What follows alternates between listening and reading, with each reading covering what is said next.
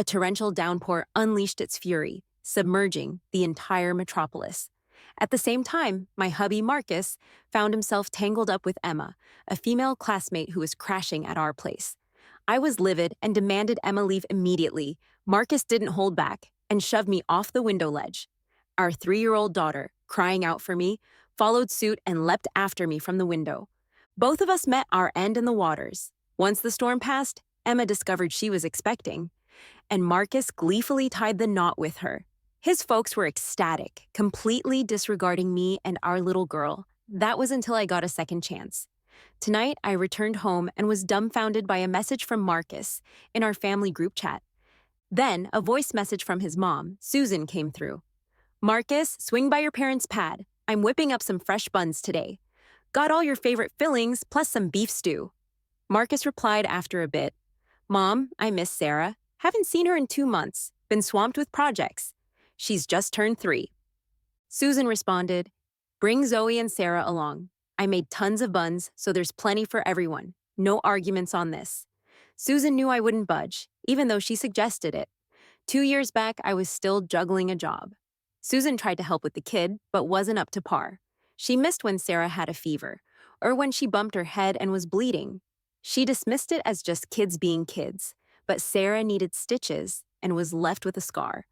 I recalled when I was pregnant, Susan brought these odd remedies, insisting I was having a girl and even suggested an abortion. Back then, our relationship hadn't hit rock bottom, so I went along and kept the pregnancy. After Sarah was born, Susan was dismissive, pushing me to have a son and ignoring Sarah. I got so pissed when Sarah got hurt that I finally blew up, leading to a massive fight. Susan threatened never to set foot in my house again, saying not to count on her for help with the kid. I told her I'd handle my own child. So, even though we lived close, we hadn't spoken or seen each other in 2 years. I quit my regular job to take care of Sarah and started freelancing with a social media gig. Marcus kept trying to patch things up between his parents and me. In my past life, around this time, despite still feeling hurt, I chilled out and decided to visit Susan since she seemed to be making amends. Sure enough, Marcus soon pinged the group chat. "Zara, what do you think?" How did I reply back then? "Oh yeah," I said Sarah had a slight fever and maybe next time. Hearing Sarah was sick, Marcus rushed home. Little did I know, another massive storm was brewing. In just a day, the whole neighborhood was underwater, with water up to knee level. 3 days later, the entire first floor was submerged. Marcus's parents, Tom and Susan, lived on the second floor and were freaking out. Luckily, we had an inflatable raft from when I used to take Sarah swimming. Marcus pumped it up and paddled over to rescue them, bringing them to our place. Susan showed up, apologizing profusely, saying she now missed her granddaughter dearly and wanted to see Sarah every day, begging me not to push her away. She doted on Sarah and took care of all the house chores. Marcus also chimed in, suggesting we bury the hatchet. Seeing Susan like that, I thought she had genuinely changed and stayed quiet. A day later, Emma knocked on our door. Emma was Marcus and my high school buddy who conveniently lived in our building. She said she ran out of food, her rented spot wasn't safe, and sketchy folks were hassling her. She was at a loss. Marcus said she was in a rough spot, and since we had an extra room, let her stay. Who knew the rain would drag on for a month? Even though I had stocked up plenty as a food blogger, it was running low with so many mouths to feed. Realizing we'd soon run out, I told Marcus to find a way to kick Emma out. She could stay, but she had to fend for her own grub. We were already hungry, no extra to share. When I went to handle it, I found Marcus there with her. They were getting cozy, Marcus was panting, and Emma was blushing. My head went blank, and I lost it. Tom and Susan rushed in, scolding Marcus nonstop. Tom even pulled out a belt and gave him a good thrashing. I demanded they all bounce. But Susan said, "Zara, you've been with Marcus for 5 years. Don't you know him by now?" Must have been Emma seducing him. With the storm outside, he'd probably die if he left. Think of Sarah. Let's wait until the rain stops, okay? Marcus, Tom, and Susan pleaded desperately, and our daughter was wailing. Finally, clutching Sarah, I cooled down and agreed to let Marcus stay, but insisted on booting Emma out. This time, Tom and Susan were on my side, and Emma was kicked out without a word from Marcus. Emma, having nowhere to go, cried inconsolably outside our door. Her sobs bothered me, and I saw Marcus sneaking her in late at night. I exploded again, and Marcus got physical, shoving me off the window ledge. Our daughter, awakened, chased after me crying and jumped too. Below was the deep flood, and we drowned. Emma shamelessly moved into my house. 3 days later, the rain ceased, and the floodwaters receded. Emma discovered she was pregnant, and Marcus married her cheerfully. Tom and Susan were over the moon, not giving a second thought to Sarah and me, their victims. Tears streamed down my face as I grabbed tissues to wipe them away. My phone buzzed. It was Marcus. "Check the group chat. Mom wants us to take Sarah and come over for dinner. Let's just go, okay?" he said. I hadn't replied in the chat, so he called. I glanced at my daughter asleep on the bed and headed to the living room. "I'm beat today. Almost dozed off with Sarah earlier. You go ahead," I added after a moment. "If you stay late, just crash at your parents' and come back tomorrow. By tomorrow, the downpour will hit, and the water will be knee-deep, making it tough for you to return." Marcus didn't hesitate and agreed. "All right, just don't hit the sack too early. Remember to have dinner. Even if you don't eat, Sarah still needs to, because she's growing." I kept my cool and replied, "Okay." After hanging up, I glanced at the sky. It was gloomy and already past 4 in the afternoon. If I remembered right, the heavy rain would start at 7 tonight, bringing thunder and lightning. I had a little over 2 hours, so I better hustle. Sarah was still asleep. She had a slight fever, so her forehead was a bit red. I changed her fever patch and grabbed the car keys to hit the supermarket for a big haul. The upcoming rain would last a whole month, causing massive floods throughout the city. The water level in our neighborhood would rise as high as the 10th floor. If I didn't go now, I wouldn't have the chance to get supplies. After stepping out, I remembered something and immediately called my parents. They live in the countryside, on higher ground, so the heavy rain last time didn't affect them much. Still, I wanted to give them a heads up. "Mom, the upcoming heavy rain will last over a month. You should head out and stock up on as much food as you can." My mom replied, "With your dad, we're farmers. We have enough rice at home to last us 2 years. Don't worry. And the veggies, the garden's just out back. We've got plenty of cured fish and meat and tons of fresh vegetables too. Living in the countryside has its perks. Even if the diet's not the best, we won't go hungry in this extreme weather because we've got plenty stored." I felt a wave of relief. My mom suggested, "Why don't you bring Sarah home? There won't be any floods, right?" I declined. "Nah, Mom, I've also stocked up a lot. We're good, don't stress." If I could have returned earlier, I would have taken Sarah to my parents' place. But with just over 2 hours till the weather shifts drastically, the car would still be on the road. If we ended up driving through water, facing bad roads, or even landslides, there's no guarantee we'd make it. To stay safe, I decided to stick around. The big supermarket wasn't far from my place, just a 2-minute drive. I hit the rice and oil section first, grabbed 2 bags of 100-pound rice. After thinking about it, I moved to the instant food aisle, picked up 5 boxes of instant noodles, canned fish, meat, veggies, and all sorts of snacks. Sausages, milk, eggs, and lots of little treats my daughter loves. I practically swept them all into my cart, buying bag after bag and loading them into the car bit by bit. Next was fresh produce, selecting ones that store well. Potatoes, carrots, sweet potatoes, yams, chestnuts, plus various meats, beef, lamb, pork, and super storable nuts like walnuts, seeds, and pistachios. I remembered that 2 weeks into the rain, there'd be no electricity, water, or gas. Drinking water was a must, so I grabbed 10 large barrels of bottled water and some water purification tablets. My car was packed. Trunk, back seats, even the passenger seat filled with supplies. I headed back, wheeling cartloads upstairs, piling everything in the living room. Sarah came out of her room, awake. "Mom, where did you go?" My heart ached, seeing the scar on her forehead as she stood there, in her pajamas. I wrapped her in a hug. "Sarah, Mommy has to go out and get some more stuff. Can you be a good girl and stay home?" She refused. "I don't want a mom, be good." I quickly turned on the TV for her. "Watch some cartoons. Mommy will be back real soon." Only then did she settle onto the couch. I headed back out for more shopping. Sarah's health isn't great, so meds were a must. I hit the pharmacy and got fever reducers, cold medicine, antivirals, immune boosters. Anything I could think of for daily needs. I also grabbed 2 special meds just in case. Then I swung by the market for 2 canisters of natural gas and a couple of gas stoves. I saw stacks of plastic buckets that don't take up much space, so I bought about a dozen of those too. Passing the supermarket again, I popped in for various care products, toiletries, toilet paper, trash bags, and condiments. Even though we had some at home, it wasn't a lot. Thinking the power outage might cause hassles, I grabbed a bunch of candles and batteries, power banks, and flashlights. Snagged a fruit knife and a can of pepper spray just in case too. I brought everything back home, feeling relieved. With these supplies, my daughter and I could easily last a year. By 7 p.m., the heavy rain arrived right on schedule. I got home just in time, about an hour before. In the chat, Marcus sent a message. Soon, Susan sent a voice reply. Drive slow, no rush. The buns are steaming, Mom's making dumplings. I knew Marcus wouldn't come back so soon. The rain would delay him.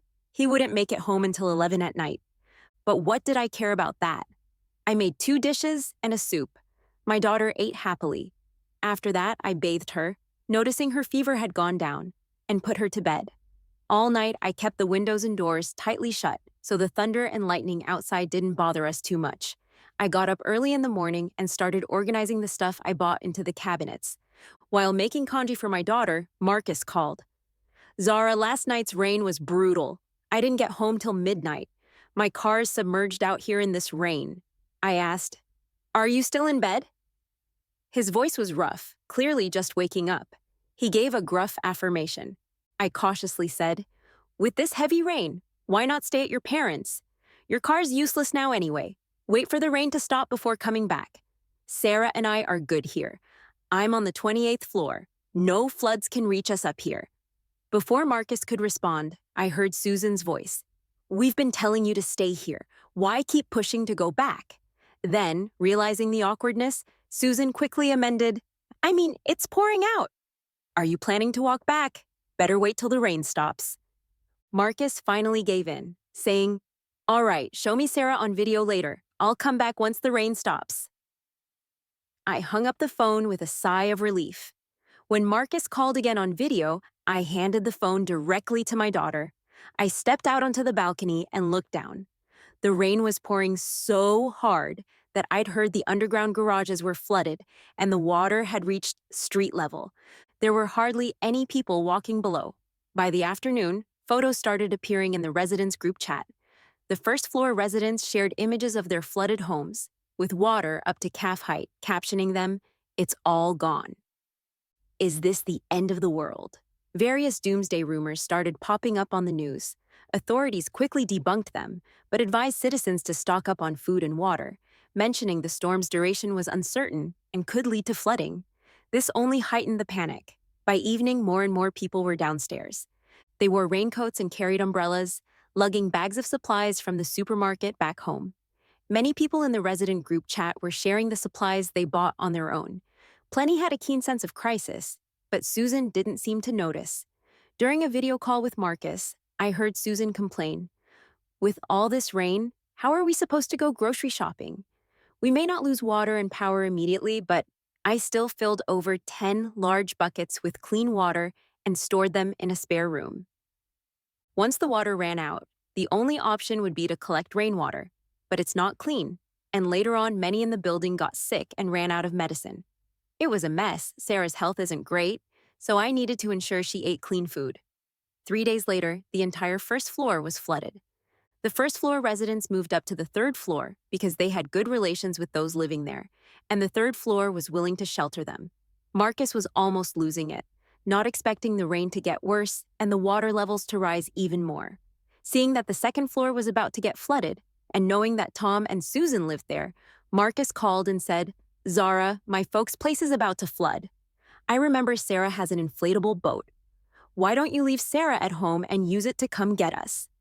Of course, he thought of this. I quickly found the inflatable boat in the closet, grabbed some scissors, and shredded it to pieces. I snapped a photo and sent it to him. "Is this what you're talking about? Saw it like this a few days ago?" Marcus was frustrated, saying, "Forget it. We'll figure something out. Make sure to lock up at home, Zara." At times like these, all sorts of shady people come out. I replied, "Got it."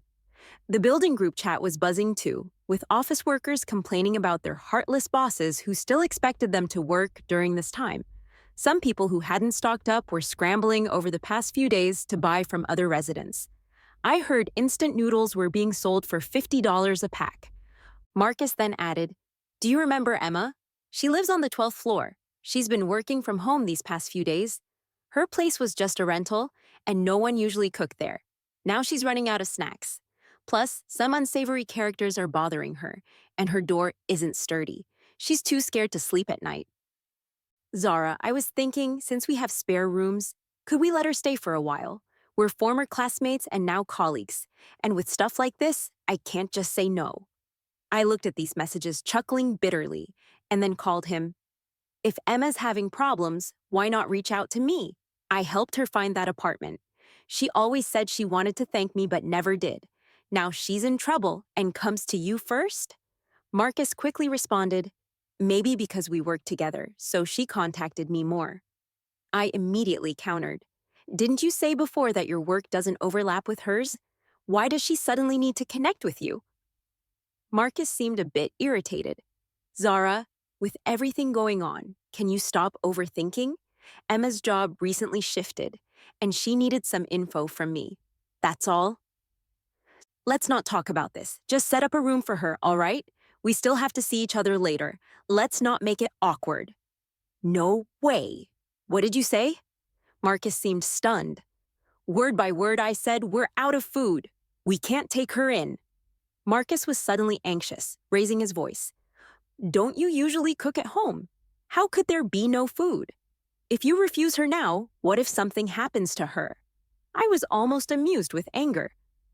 At a time like this, you're more worried about some irrelevant person than Sarah and me? Marcus finally seemed to get it, speaking softly. Zara. I ignored him and hung up. A day later, the second floor was flooded. The residents there were cursing, begging for shelter. I charged all 30 power banks, just in case we lost power. As for the meat in the fridge, anything we couldn't finish, I turned it all into cured meat. It's easier to store. All these days, I'd been cooking lavish meals. Sarah was eating well, getting all plump. As things got tougher in the building, it was best not to cook at all. Once you start, the smell would attract those desperate for food, and they might do anything. That night, I got a call from Emma. Zara, I'm outside your apartment. Can you let me in? She'd been to my home a few times before, always warmly welcomed. What do you want? My tone was a bit cold. Emma, sobbing on the line, the door at my rental isn't good, and someone keeps knocking. I'm scared, Zara. Can I stay over for just one night, please? I recalled something from a year ago. Marcus came home one day asking, do you remember Emma? He told me Emma had been cheating and got divorced, then ended up working at his company. He asked if I could help her find a nearby place to stay. Emma was our high school classmate. Though not particularly close, what she went through did make me feel sympathetic, so I seriously helped her find a place. She cried and told me that after 10 years of marriage, Susan kept blaming her for not having kids.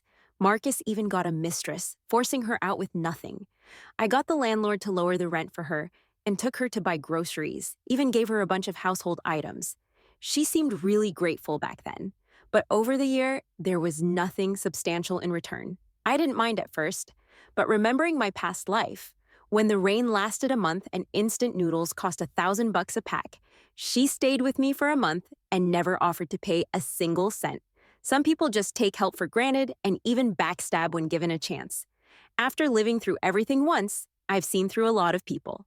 No way. I turned her down flat. Marcus, Tom, and Susan are coming back soon. Plus, I have 2 relatives here. It's too crowded, no room left. Emma, her tone was restrained. Before she could say a word, I added, I'm almost out of food too, and I can't head out to buy more. Do you have any? I could buy some from you. Emma quickly responded, I ran out ages ago, Zara. I hung up and went straight to sleep. The next morning, I saw Emma's message in the group chat. No food at home, gonna starve at this rate. Can anyone lend a hand and save me? If I make it, I'll pray for you for life. The comments rolled in. Don't you work? No time to cook or stock up food. Same here. I'm down to 2 packs of ramen. $50 for a pack of instant noodles, and hot water's free. Come on, it's a disaster. Can't you stop trying to make a profit? If you don't want to buy, then don't. No one's forcing you. As I scrolled down, a girl from the 17th floor mentioned Emma. I have some snacks. I can share a bit. Emma replied, "Thank you, kind soul." It was 11 p.m. last night. The girl from the 17th floor seemed to be prepping for exams at home, and her parents were on a business trip. She jogs every evening in the neighborhood. She's a sweet and kind girl. Sarah often ran into her downstairs and called out, "Pretty sister?" The 17th floor girl smiled back and gave Sarah some snacks. I thought for a moment, then messaged the 17th floor girl. No telling how long this storm will last. If you're well-stocked, it's safer to keep it low-key. People can be unpredictable. Considering Emma looking for a place to stay, I added, "Lock up tight, don't let strangers in. If you're alone, stay alert." By noon, she replied, "Thanks, I usually cook so I'm well-stocked." "How's Sarah? I have extra snacks to share." I sighed softly. She was too kind. But in a disaster like this, kindness might not be a good thing. I replied, "No need from past disaster reports and online chatter. Rain like this might keep us locked in for a month or two. Keep it for yourself just in case." 17th floor girl, I've got enough for one. Thank you anyway. Marcus called on video. I answered reluctantly. He said, "They've moved to the 4th floor. The family there offered a room but demanded $5,000 and $100 each daily for food." A week later, the flood reached the 4th floor. Marcus was frantic on the phone. "Zara, tons of people in your complex. Think you can borrow an inflatable boat. Things are bad here. We're all crowded in the hallway, paying $200 just to charge a phone." I looked down from above and saw an inflatable boat paddling. Our complex is new, with tall buildings and lots of residents. It's normal to have it all. Tom and Susan's area was different. An old complex only up to 7 floors, mostly elderly, though cooking was common there, so food shouldn't be scarce. I played dumb, didn't see anything. I protested. Susan snatched the phone. "Are you blind? I saw one this morning." I retorted, "Then why didn't you hitch a ride over?" Susan yelled, "Too far, with lightning, they couldn't hear us." I hung up. If they can really make it here, that'd be a start. In the chat, more and more people were begging for food and water. Folks were selling food at $300 a bowl, and it was still not enough. I heard the inflatable boat belonged to a guy on the 36th floor. He's a strong swimmer and paddles out to get food. Many bought from him. People stopped complaining, realizing staying alive was costly but necessary. Besides, he risked his life paddling through the storm for food. I figured I should post in the chat for food too, just in case. Then I set out to cook, only to find the water was shut off. From today, surviving would get tougher. I used my stored water to make a lavish meal for Sarah and me, even cooked up a broth. No more normal cooking after that. If the smells or sounds reached others, trouble would follow. I gathered all the ready-to-eat food I had stocked. We'll live off those now. 3 days later, the power went out. The chat was filled with cries. Are we just waiting to die? Being in a tall building, we'd die if we tried to leave, and staying just delays it. Choose one? Oh well, just let it happen. But in dire situations lacking food and water, human nature can turn dark. Later that night, a message popped up in the chat. We're outright robbing now. Where's the humanity? It happened on the 36th floor. The guy found lots of food outside. Instant noodles hit $400 a pack. Even a small jerky snack went for $200. The building knew he had food. 5 or 6 guys barged in, claiming to buy, then robbed him. The 36th floor guy got beaten up bad and posted a video of his injuries. The reactions were polarized. Get lost. Why steal? You were greedy, got what you deserved. Charging hundreds for little stuff. Many actually cheered seeing the video. Guys like him deserve it, hoarding and profiting during disasters. And it didn't end there. The next day, the body of the guy from the 36th floor showed up around the building. Apparently, he got upset and went to confront some people to get his stuff back. They beat him up, knocked him out, and threw him off the building. He drowned and his body floated up. The building group chat went silent. The power was out, and pretty soon, folks with charged phones would be rare. Luckily, I had prepared with a power bank to keep my phone going. I hadn't heard a peep from Marcus's end, not knowing what was up with him. In the group chat, A guy named Jack took charge. With water and food running low, he suggested everyone team up and venture out to look for food. A lot of people quickly signed up. A few days later, the rain had been pouring nonstop for over half a month. I heard some knocking and even banging on the door a couple of times but ignored it. Since the TV was a no-go, I opted to chill in Sarah's room, teaching her with picture books. At night, I made sure to draw the curtains tight to keep the candlelight from seeping out so folks couldn't tell we were home. One night, I woke up suddenly. It was only 2 a.m., but there was a flood of messages in the group chat. Scrolling to the top, there was a video from a young girl on the 17th floor. She was on the balcony, hair tangled by rain, shouting, "Back when you were starving, I shared my snacks with you." Emma on the 12th floor, "Didn't I give you snacks? But you came and robbed my food with your posse, leaving me with no options. Even dead, I won't forgive you. Weren't you going to team up to find food? Why prey on your own building's people? What did that girl from the 17th do wrong? She even shared her food. You pushed her to her death. Where's your humanity?" There was a wave of backlash. The girl was genuinely kind. Everyone knew it. If I'd seen the video sooner, I might have tried to save her. Too late now. Even Emma got called out. I saw her message below. "They forced me, I'm sorry." Jack's cocky reply was, "She had food, why didn't she share it? If everyone with stockpiles brought them out, we'd get through this. Isn't it your fault for hoarding, letting us starve? So, either share, or let's all die together." A troubling number agreed with him, probably those already out of supplies. Once Jack and his gang turned on their own building, everyone clammed up in fear. An anonymous message warned, "These bastards will act pitiful to get you to open up, then rob you blind. If not for the girl's video, how many more would have been duped? They won't return our stuff, we'll starve. In times like this, don't self-sacrifice, or you're just feeding the wolves. Protect yourself and your family." The chat fell silent. I couldn't sleep. Got up with a flashlight to barricade the door with the sofa and tables. Even though my security door was rock solid, I had it for when it was mostly just Sarah and me at home. I felt uneasy. When putting on shoes to open the door, I heard the doorknob turn. Tensed up, I locked the door, barely breathing. Who could get in here? Who else has the key? With my palms sweating, I heard the door opening, then closing. Then a voice. "Sarah? Zara?" It was Marcus. Relieved, I cracked the door open. Marcus was outside, supporting someone. Shining the flashlight revealed Susan. They both looked terrible, drenched and exhausted, with Susan barely conscious. Marcus helped Susan to the guest room. I stepped back and asked, "Are you sick?" Marcus nodded. Mom's arthritis flared up. "I just have a fever, no biggie. How's Sarah?" He peered into the main bedroom and said, "I'll stay out here. Don't want to spread it."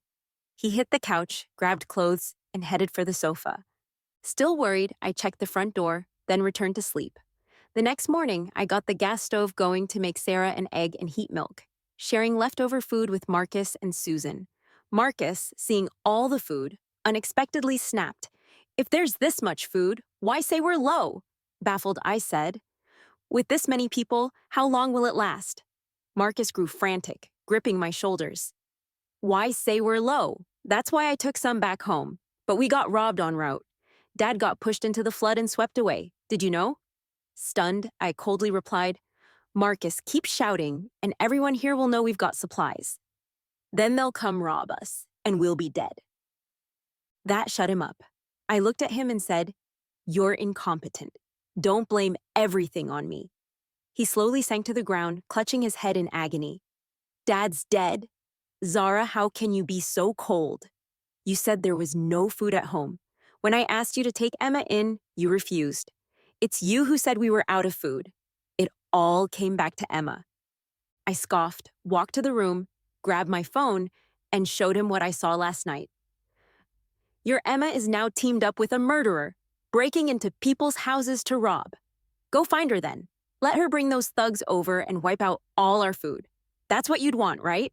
Marcus didn't believe me. "That's impossible." But as he read through the messages in the group chat, he turned pale. His phone was dead and lost, so he wasn't aware. Marcus didn't speak to me all day. He just sat on the couch, dazed, but he still ate. I guess he was really starving the past few days. Even when Sarah went to him for a hug, he didn't see her. I took Sarah back to the room. The group chat was buzzing with messages again. Jack and his crew had somehow cataloged which homes in our building cooked often, who had stocks of food. It was obvious what they planned to do. Luckily, I'd posted in the group looking for food, saying we were out of water and supplies. So our home wasn't on their list. That night, Susan cried out in pain. Susan had rheumatoid arthritis, and now her joints were swollen and hurting. Marcus snapped out of it and rushed over, saying, "We don't have any medicine for Susan, and I need to go out to trade for some." And just like that, with 3 packs of instant noodles, he left. Marcus was gone for 2 hours. By 8 p.m., there was a sudden, frantic banging at our door. Sarah got scared and started crying. I quickly gave her a lollipop, played a cartoon on my phone, and she calmed down. Susan stopped crying and asked in fear, "Zara, are they going to break in?" My palms were sweaty, but I said, "I'll go check." I peeked through the peephole and saw a group of people outside. In front was Jack, holding a chainsaw but not using it yet. Beside him was another guy, smashing a chair against the door. Getting tired, he paused and asked, "Jack, are we sure this place has food? We might be wasting our time if there's nothing inside." With a glance, Jack silenced him. The guy quickly pointed to Jack's chainsaw and changed the subject. "I mean, we shouldn't waste electricity. There's nowhere to charge it these days." Jack didn't say anything, but another man behind them spoke up. "I tracked the group's messages. They once looked for food here. Looks like they ran out long ago." Jack, ready to leave with the chainsaw, said, "What a waste. Let's hit the next place." I sighed in relief, but then a female voice called out, "Jack, wait a minute." My heart skipped a beat. It was Emma's voice. I heard Emma squeeze through the others and say to Jack, "I thought I heard a child crying inside. If there's a kid, it's definitely her place. If there's someone alive, there's gotta be food. I went to her house before. She cooks for her kid. There's no way there's no food. Maybe even some medicine." Jack's eyes lit up. "You sure?" Emma hesitated but nodded confidently. Jack grinned. "All right, let's trust you this once." He raised the chainsaw and turned it on. The unbearable whir of the chainsaw filled the hallway. I gripped the fruit knife tightly, my mind racing. What do I do if they actually break in? What about Sarah and me? Again, it's Emma. Just then, chaos erupted outside the door, and I watched closely through the peephole. It was Marcus. He grabbed Emma's shoulders firmly. "Emma, how could you, after everything, really bring these bastards to break into my home?" Emma, panicked, said, "Marcus, when did you come back? Weren't you stuck out there?" "I couldn't reach you by phone." She started crying, beating Marcus's shoulders. "Where did you go? I waited so long. Why didn't you come back? You don't know what I—" Everyone outside watched them. Even Jack, who hadn't started cutting the door yet, turned off the chainsaw, looking furious. Marcus and Emma finally realized the trouble. Especially Emma, who sobbed and suddenly stepped back in fear, looking at Jack. Jack didn't wait for apologies. He grabbed Emma and slapped her hard. "Sleeping with us isn't enough. You hooked up with someone else." He swung the chainsaw at Marcus's bastard. The outside turned into a free-for-all with Jack's crew all attacking Marcus. Marcus's head hit the ground, leaving a bloody gash. Soon, all he could do was huddle there, wailing in pain. Emma cried harder, begging, "Jack, please stop beating him. I beg you all." After a while, Jack finally stopped. One of his guys pointed at Marcus and exclaimed, "Look at him, almost dead. I told you they were out of food." Jack replied, "We've been fooled by this stupid chick. All she cared about was finding her old flame." Jack stomped on Marcus's face hard. Then he dragged Emma toward the stairs. "Let's go." Marcus lay there a long time before slowly crawling to the door handle. I opened the door and silently looked at him in the living room. When he left, he was fine, but now he was bloody and limping.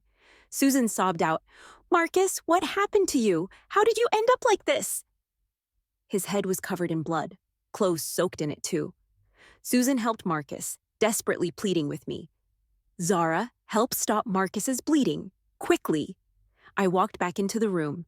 From the doorway, I had turned up the volume of Sarah's cartoons and shut the door so she heard nothing.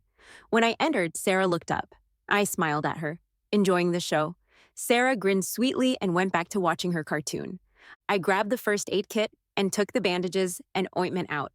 In the living room, I wasn't sure if Susan was too anxious, but she clutched her chest, shouting, looking like she couldn't breathe.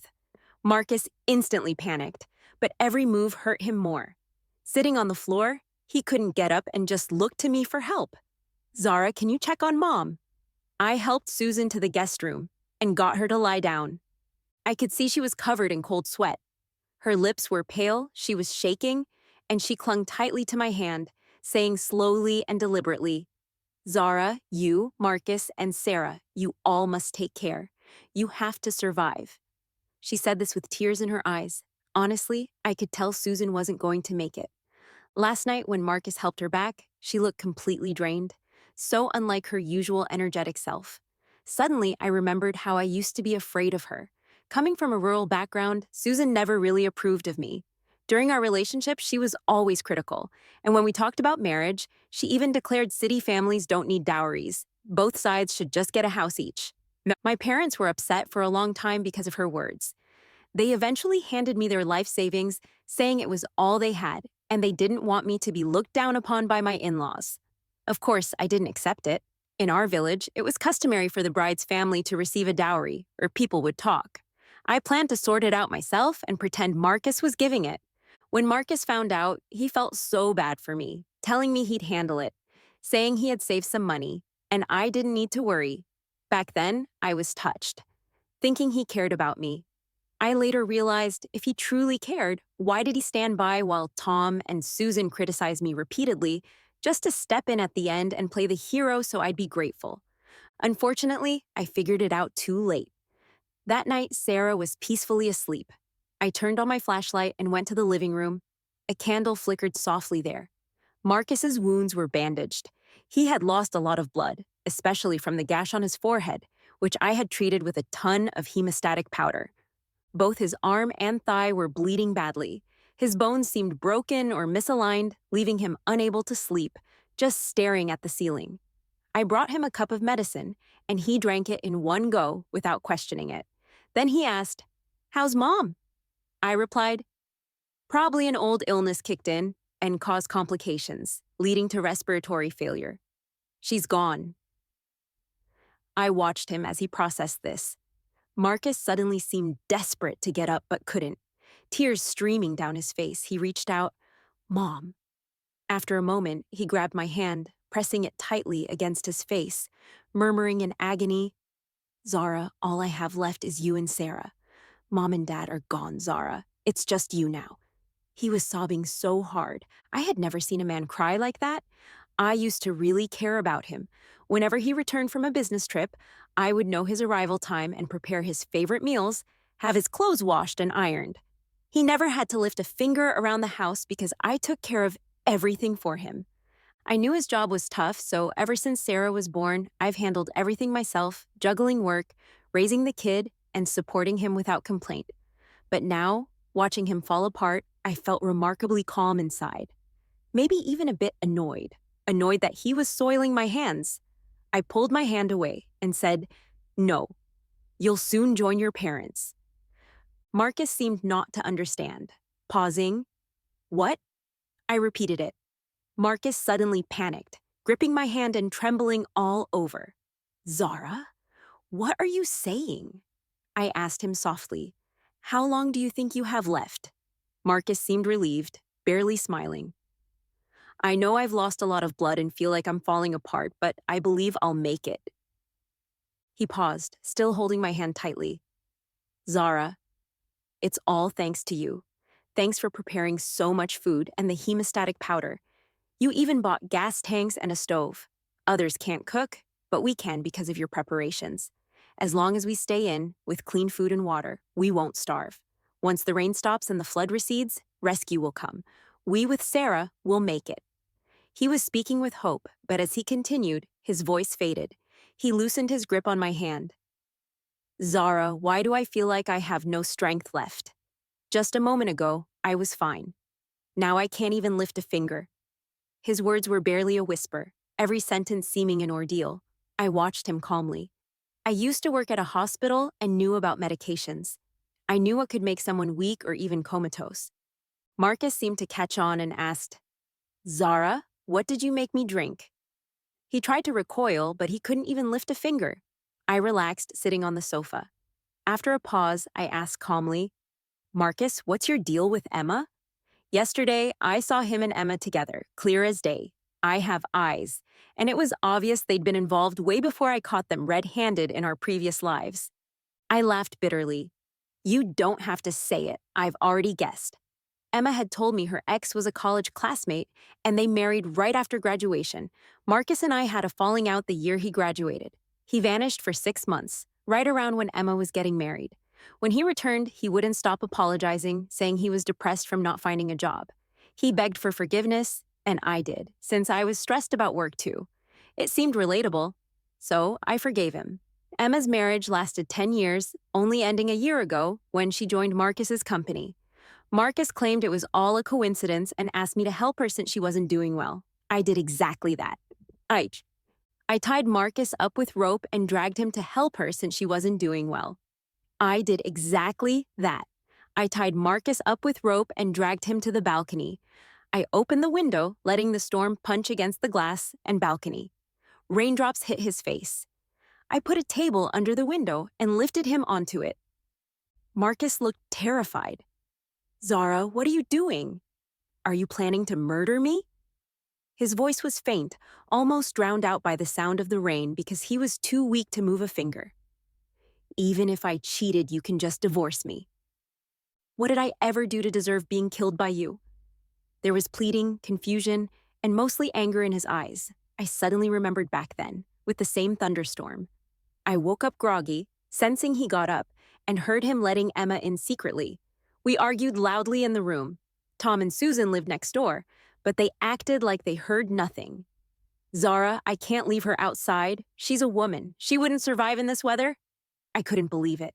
Say that again, Marcus.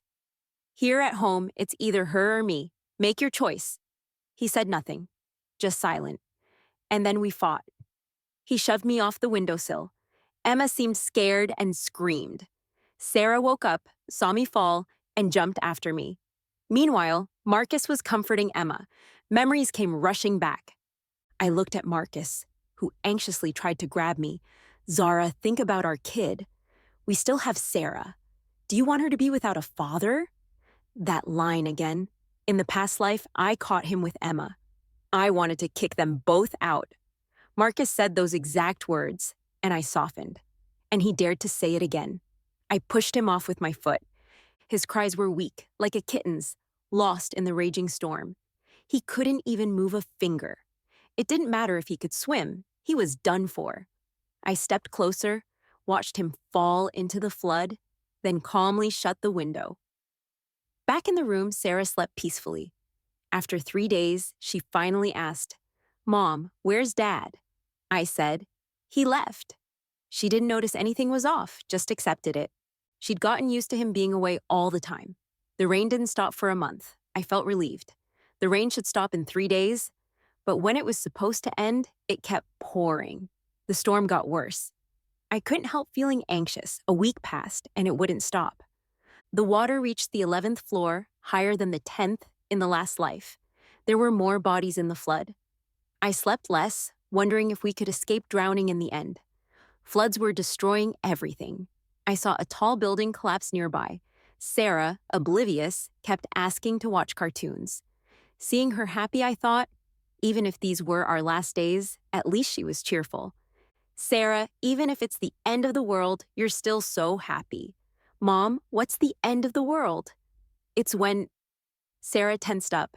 Mom, are you leaving me? No, I'm not. She smiled again. Then, wherever Mom goes, I'll go too. I choked up. I know, sweetie. In the last life, when I fell, she jumped too. Through the rain, she kept falling, still smiling at me. I'll never forget it. A month and a half in, the water kept rising, cutting us off from the outside world. We stayed in the room, with just the rain and weak knocking on the doors, fading slowly. One midnight, a strange sound woke me. Someone was knocking 3 times from downstairs. I turned on my flashlight. Sarah was still asleep, but there were sounds by the main door. 3 knocks. I got up, walked to the door. I'd blocked it with tables and sofas. Someone was knocking, the same as from below. I climbed up and peeked through the peephole. Outside were 3 from the 27th floor. The father was keeping watch, the grandparents at my door, the grandma holding a black bag. They seemed anxious. The father asked, "No response yet?" The grandmother replied, "She must be cautious." He sighed. "Mom, are you sure she has fever medicine?" "Of course she does." Grandma said, "Sarah's health isn't great. If she doesn't, we're out of options. Mickey's been feverish and delirious." Mickey was their little boy. The knocking again. They know we're here. They're right below. I thought for a moment and asked, "What do you want?" The grandma quickly answered, "We need some fever medicine for Mickey. We only have sweet potatoes to trade. If you have any, we'll trade whatever you need. Please help us save him." "Hold on," I said. I went and got a bottle of medicine. Moved to the stairs. I told them, "Okay." They did as told. I quickly put the medicine out, shut, and locked the door. Outside, I heard the father say, "Relieved, Mickey's saved." The grandma wiped her eyes, thanking me. I told them to keep their potatoes. "I don't need them." They thanked me over and over before leaving. The hall fell silent again. This crazy downpour lasted a whole 2 months. The day it finally stopped 2 months later, helicopters appeared in the sky. Drones were flying between the buildings, saying, "All residents, please head to the rooftop. The government will provide food and drinking water." Despite this, chaos was still breaking out in the buildings. A week later, soldiers arrived on the rooftop, and I heard a knock on my door. I opened it to find 5 or 6 people standing there, all in military uniforms. They held a plastic bag filled with food and water, meant for me. I didn't take it. Instead, I said, "I have some food and medicine at home that I can donate." The soldier in charge was surprised for a moment and asked, "How much do you have?" A couple of days earlier, I had placed everything from my home in the living room, leaving only the essentials for Sarah and me. The rest was ready to be donated. The soldier looked at the stuff and didn't ask why I hadn't shared it before. It was like he understood everything and said, "Ma'am, you're doing great. During such tough times, it's crucial for good citizens like you to ensure your own safety first, no matter what." "No matter what," he added, "we will keep your donation confidential, and not a single piece of information about you will be leaked." "Are you okay with that?" I replied, "Yes, I'm okay with it." I mentioned, "There's a guy named Jack in our building." The soldier immediately said, "Someone already reported them. Jack's group has been captured by us. Rest assured." As they were leaving, one of the female soldiers held my hand and thanked me several times, saying, "You have no idea how much we are in need of supplies right now, especially medicines. Our team, including the captain, is dealing with fever, and people are dropping every day. Thank you so much." The floodwaters finally started to recede around 2 weeks later. The day the signal was restored, my mom called. She cried when she heard my voice. "Zara, I'm just so glad you're alive. Is Sarah okay?" I said, "We're okay." The city's recovery was slow. My parents suggested I take Sarah and stay in the countryside for a while. I thought that was a good idea. Once transportation was back, I took Sarah and left our home. As we went down, I saw the grandma from downstairs with her grandson on the stairs. They insisted on inviting me for a meal, and after a bit of thinking, I agreed. The meal was especially lavish, and Grandma Mickey shared how they survived the disaster. Her husband sold roasted sweet potatoes, and luckily they had stocked up before the disaster. I had even scolded him for buying too much. Who would have thought those sweet potatoes would save their lives? Thanks to you too. Without that fever-reducing medicine of yours, my grandson Mickey might not have survived. Mickey's dad insisted on transferring me $10,000, but I turned it down. Grandma Mickey asked, "What about the rest of your family?" I said, "They lived in another old neighborhood, which got flooded. It's just Sarah and me who survived." Grandma Mickey held my hand and said, "From now on, we're family. If you ever need anything, come to us quickly." During dinner, Mickey's dad said, "That Jack group was too awful. If it weren't for them, many households could have survived. Luckily, they were caught. Such people deserved the death penalty." Mickey's mom added, "And that Emma, she played the poor victim so people would open their doors." I heard she was eventually sold by Jack to another gang and was killed. Serves her right. We felt grateful for having survived through this. Grateful people tend to cherish the life and loved ones they have after surviving disasters. I took Sarah back to our hometown, and my parents were already waiting at the village entrance, smiling to welcome us.